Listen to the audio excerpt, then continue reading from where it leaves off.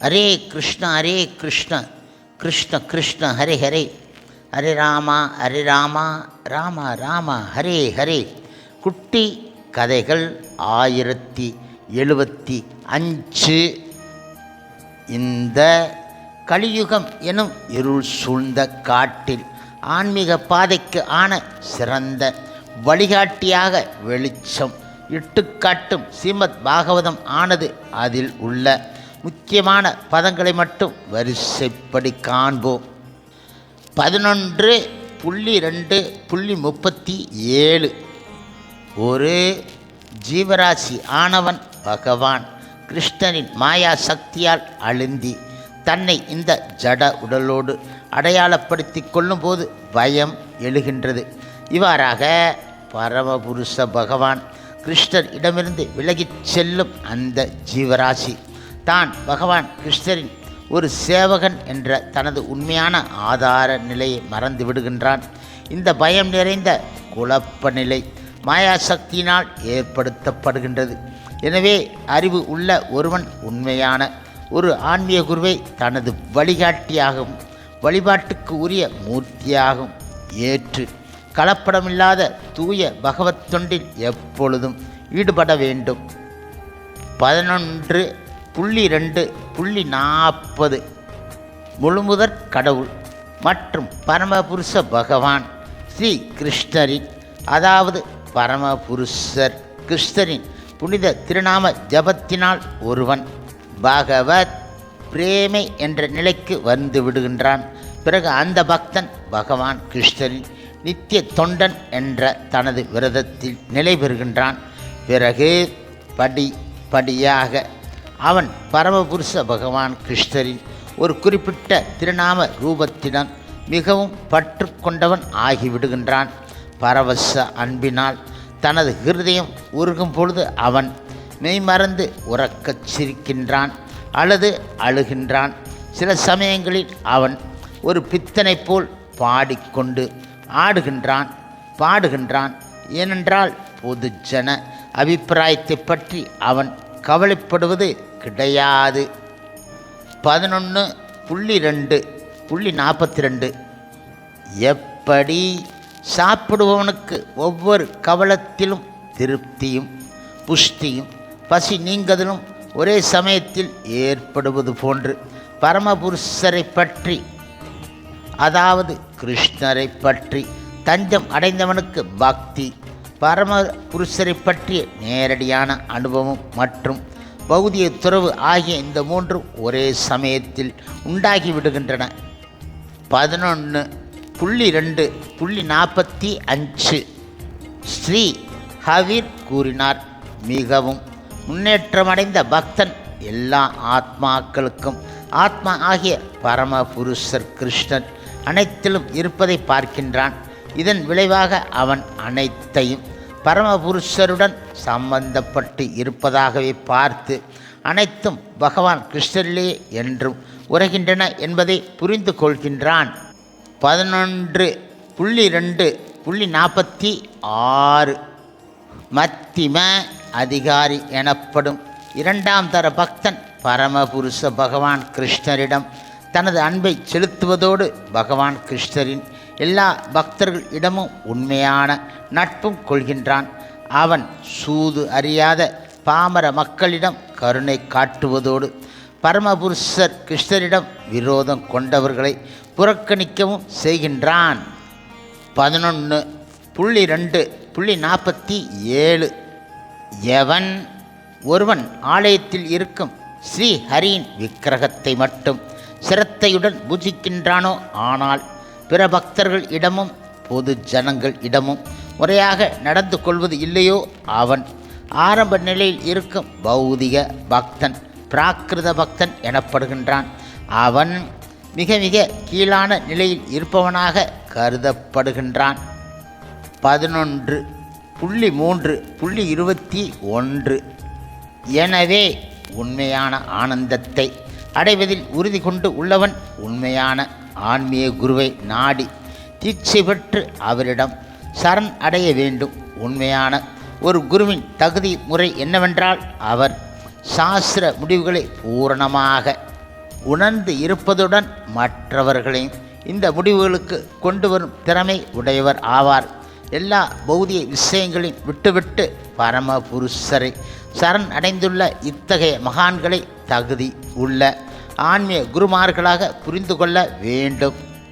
11.5.2 ஸ்ரீ சமசர் கூறினார், பிராமணர்கள் முதலான 4 சமூக பிரிவுகளும் பரம புருஷருடைய கிருஷ்ணருடைய விஸ்வரூபத்தின் முகம், கைகள், தொடைகள், திருப்பாதங்கள் ஆகியவற்றிலிருந்து இயற்கை 3 குணங்களின் வெவ்வேறு சேர்க்கைகளின் மூலமாக பிறந்து உள்ளன.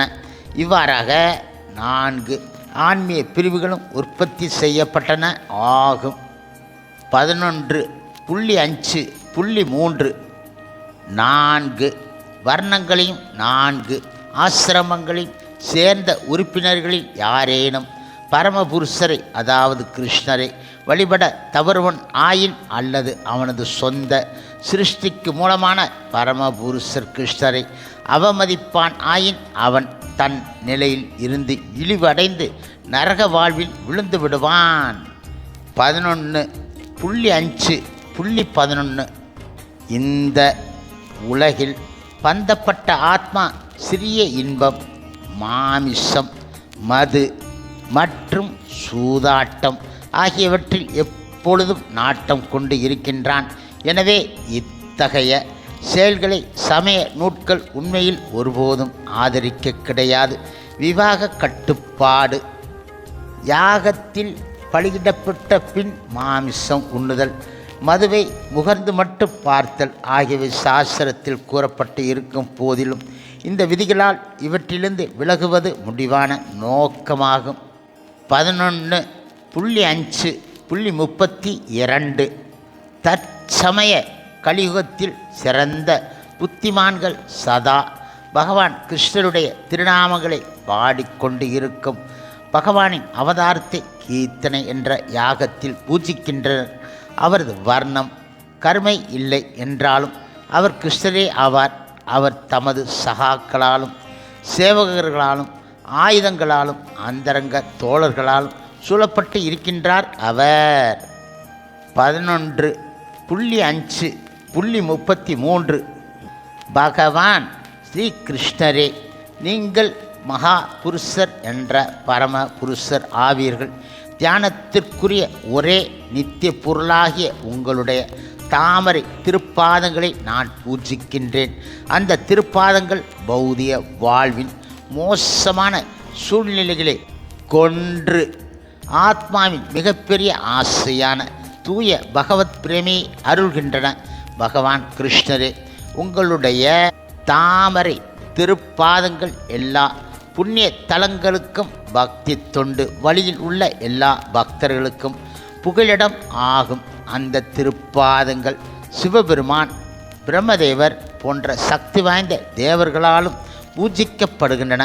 பகவான் கிருஷ்ணரே, கருணா மூர்த்தியான நீங்கள் மரியாதையோடு உங்கள் திருப்பாதம் பணிபவர்கள் எல்லோரையும் காத்து அருள் புரிகின்றீர்கள். இவ்வாறாக உங்களுடைய சேவகர்களின் எல்லா துன்பங்களையும் கருணையோடு நீங்கள் விலக்கி விடுகின்றீர்கள். முடிவாக பகவான் கிருஷ்ணரே, உங்களுடைய தாமரை திருப்பாதங்களே உண்மையால் பெருவி பெருங்கடலை கடப்பதற்கு ஏற்ற படகாக இருக்கின்றன. எனவே பிரம்மதேவர் மற்றும் சிவபெருமான் கூட உங்களுடைய தாமரை திருப்பாதங்களில் புகலிடம் தேடுகின்றார்கள். 11.5.34 மகா புருஷரே, பகவான் கிருஷ்ணரே, உமது தாமரை திருவடி தாமரைகளை நான் வணங்குகின்றேன். சிறந்த தேவர்களாலும் விடுதற்குரியதும் விரும்பப்படுவதுமான செல்வத் திருமகளை நீங்கள் துறந்து விட்டீர்கள்.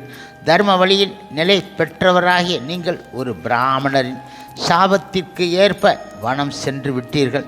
களப்பற்ற கருணையினால் நீங்கள் மாயா சுகத்தை தேடி அலையும் பந்தப்பட்ட ஆத்மாக்களை பின் தொடர்ந்து சென்றீர்கள். அதே சமயம் உம்மால் விரும்பப்பட்ட பகவான் கிருஷ்ணரின் சியாம சுந்தரை தேடுவதில் நீர் ஈடுபட்டு இருக்கின்றீர்கள். மேற்கண்ட இந்த ஸ்லோகம் வைஷ்ணவ ஆச்சாரின் கருத்துப்படி முக்கியமான இந்த ஸ்லோகம் சைத்தன்ய மகாபிரபுவின், பகவான் ஸ்ரீ கிருஷ்ணரின், பகவான் ஸ்ரீ ராமச்சந்திரன் விவரிப்பதாக புரிந்து கொள்ளப்படுகின்றது. 11.5.36 உண்மையான அறிவாளிகளால் இந்த கலியுகத்தின் நன்மதிப்பை உணர்ந்து கொள்ள முடியும். இத்தகைய அறிவொளி பெற்றவர்கள் கலியுகத்தை பூஜிக்கின்றார்கள். ஏனென்றால் இந்த இழிவு அடைந்த கலியுகத்தில் திருநாம சங்கீர்த்தனத்தாலேயே வாழ்வின் பூர்ணத்துவத்தை எளிதில் அடைந்து விடலாம். 11.5.41 ஓ அரசே, பௌதிக கடமைகளையெல்லாம் விட்டுவிட்டு அனைவருக்கும் புகலிடம் அளிக்கும் பகவான் முகுந்தனின் தாமரை திருப்பாதங்களை புகலிடம் அடைந்தவன் தேவர்களுக்கோ, சிறந்த முனிவர்களுக்கோ, சாதாரண ஜீவராசிகளுக்கோ, உறவினர்களுக்கோ, நண்பர்களுக்கோ, மனித குலத்திற்கோ அல்லது முன்னோர்களுக்கோ கடனாளி கிடையாது. இவ்வெல்லா ஜீவராசிகளும் பரமபுருஷ பகவான் கிருஷ்ணரின் அங்கங்களே என்பதால் பகவான் கிருஷ்ணரின் சேவைக்காக தன்னை அர்ப்பணித்து கொண்டவன் தனித்தனியாக இவர்களுக்கு சேவை செய்ய அவசியம் கிடையவே கிடையாது. 11.5.42 இவ்வாறாக மற்றெல்லா ஈடுபாடுகளை விட்டுவிட்டு பரமபுருஷராகிய ஸ்ரீ ஹரியின் தாமரை திருப்பாதங்களை முழுமையாக தஞ்சம் அடைபவன் பகவான் கிருஷ்ணருக்கு மிக மிக பிரியமானவன் ஆகின்றான். உண்மையில் இத்தகைய சரண் அடைந்த ஆத்மா எதிர்பாராத விதமாக பாவத்தை செய்தாலும் ஒவ்வொருடைய ஹிருதயத்தில் வீற்றிருக்கும் பரமபுருஷர் கிருஷ்ணன் அத்தகைய பாவத்தின் விளைவினை உடனே அகற்றி விடுகின்றார். 11.9.29 பல பிறவிகளுக்கு பிறகே கிடைத்தற்கரிய மானிடப் பிறவியை ஒருவன் அடைந்து விடுகின்றான். அது நிலையற்றது என்றாலும் மிக மிக உயர்ந்த பூர்ணத்துவத்தை அடைவதற்கான வாய்ப்பை அது அளித்து விடுகின்றது. எனவே நிதான புத்தி இருக்கும் ஒருவன் வாழ்வின் முடிவான பூரணத்துவத்தை அடைய உடனே முயற்சி செய்து தொடர்ந்த பிறவிச் சக்கரத்தில் விழுந்து விடாமல் இருக்க வேண்டும். மிகவும் வெறுக்கத்தகுந்த உயிரினங்களுக்கு கூட புலன் நுகர்வு கிடைக்கின்றது அல்லவா? ஆனால் கிருஷ்ண உணர்வானது ஒரு மனிதனுக்கு மட்டுமே சாத்தியம் ஆனது ஆகும்.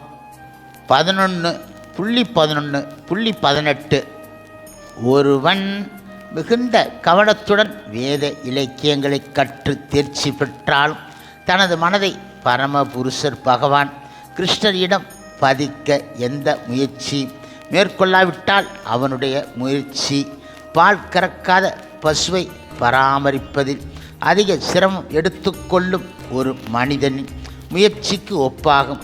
அதாவது சிரமப்பட்டு ஒருவன் கற்று அறிந்த வேத ஞானத்தில் பலன் ஆனது வெறும் உழைப்பு மட்டுமே ஆகும். வேறு எந்த உண்மையான பலனும் இருக்காது. 11.14.20 ஓ உத்தவா, எனது பக்தர்களால் எனக்கு ஆற்றப்படும் கலப்படமற்ற தூய பக்தி தொண்டானது பகவான் கிருஷ்ணராகி என்னை அவரின் கட்டுப்பாட்டில் கொண்டு வருகின்றது.